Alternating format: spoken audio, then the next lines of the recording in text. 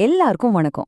இன்னைக்கு நாம ஸ்ரீமத் சுவாமி சித்பவானந்தரோட தினசரி தியானம் நூல்ல இருந்து மார்ச் 15ஆம் தேதிக்கான ஒரு அற்புதமான சிந்தனையை பத்தி பார்க்க போறோம்.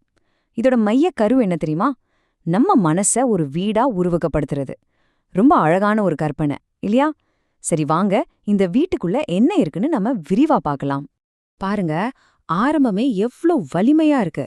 நல்ல மனம் எனும் வீட்டை நான் கட்டி வைத்திருக்கிறேன். இதுல கவனிக்க வேண்டிய முக்கியமான வார்த்தை கட்டி வைத்திருக்கிறேன். அதாவது நல்ல மனசுங்கிறது தானா வரதில்ல, நாம தான் அதை உருவாக்கணும், கட்டணும். நம்ம மனசுங்கிறது நாம ரொம்ப கவனமா வடிவமைக்கிற ஒரு இடம்ங்கிறத இது தெளிவா சொல்லுது. சரி, மனச ஒரு வீடுன்னு சொல்றோம். அப்பா அதோட அர்த்தம் என்ன?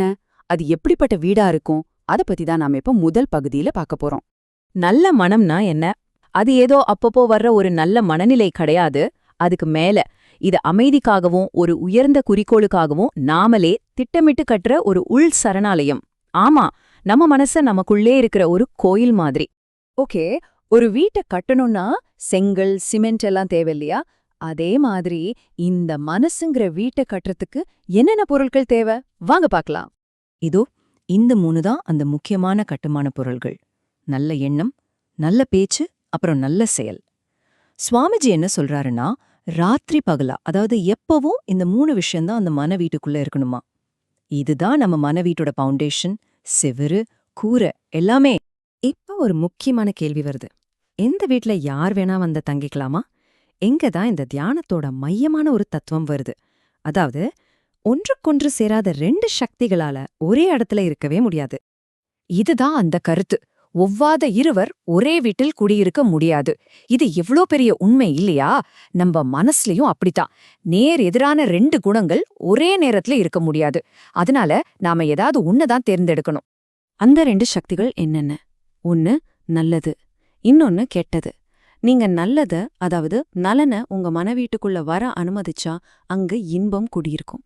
அதுக்கு பதிலா கேடுங்கிற தீமைய உள்ள விட்டா துன்பம் மட்டும்தான் தங்கும். சாய்ஸ் நம்ம கையில தான் இருக்கு.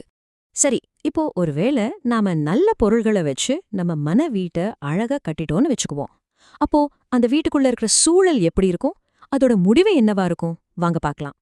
இது ரொம்ப எளிமையான ஆனா ரொம்ப சக்தி வாய்ந்த ஒரு வரி. நல்ல எண்ணம், நல்ல சொல், நல்ல செயல், இது 3ஆல மட்டுமே கட்டப்பட்ட ஒரு வீட்டுக்குள்ள துன்பம்ங்கிற விஷயத்துக்கு இடமே கிடையாது. ஏன்னா கெட்ட விஷயங்கள் நுழைய முடியாத இடத்துல துன்பத்தாலேயும் நுழைய முடியாது. அப்போ துன்பம் இல்லாத அந்த இடத்துல வெறும் வெற்றிட இருக்குமா? இல்லவே இல்ல. அந்த இடத்துல பேரின்பம்தான் பிரகாசமா இருக்கும். இது ஏதோ தற்காலிகமான சந்தோஷம் கிடையாது. அதுக்கும் மேல ஒரு நிலையான ஒளிமயமான ஆனந்த நிலை. அந்த வீடு முழுவதுமே பேரின்பத்தால நிரம்பி வழியும். கடைசியா ஒரு விஷயம், இந்த மன வீட்டை உருவாக்குறதுங்கிறது வெறும் பர்சனாலிட்டி டெவலப்மெண்ட் பயிற்சி மட்டும் இல்ல. இது ஒரு அர்ப்பணிப்பு, ஒரு ஆன்மீக செயல்பாடு. இதத்தான் நாயன்மார்கள்ல ஒருத்தரான அப்பர் பெருமான் ரொம்ப அழகா பாடி வச்சிருக்காரு.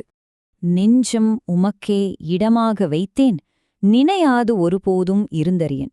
அடடா, என்ன ஒரு அற்புதமான சமர்ப்பணம்! என் நெஞ்சத்தை, என் மனசுங்கிற இந்த வீட்டை இறைவா உனக்காகவே நான் வச்சிருக்கேன்.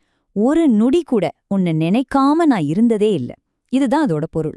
அப்ப பாருங்க, நம் மன வீட்டை தூய்மையா கட்டுறதுங்கிறதே இறைவனை அங்கே வரவேற்று குடியமர்த்துற ஒரு பெரிய வழிபாடு. இந்த சிந்தனையோட இறுதியில உங்ககிட்ட நான் இந்த ஒரு கேள்வியை மட்டும் விட்டுட்டு போறேன். கொஞ்சம் யோசிச்சு பாருங்க. இன்னைக்கு இந்த நிமிஷம் உங்க மனசுங்கிற வீட்ல யாரு குடியிருக்கிறாங்க? நல்லது குடியிருக்கா இல்ல கெட்டது குடியிருக்கா? இந்த சிந்தனையோட இன்னைக்கு முடிச்சுக்கலாம். நன்றி.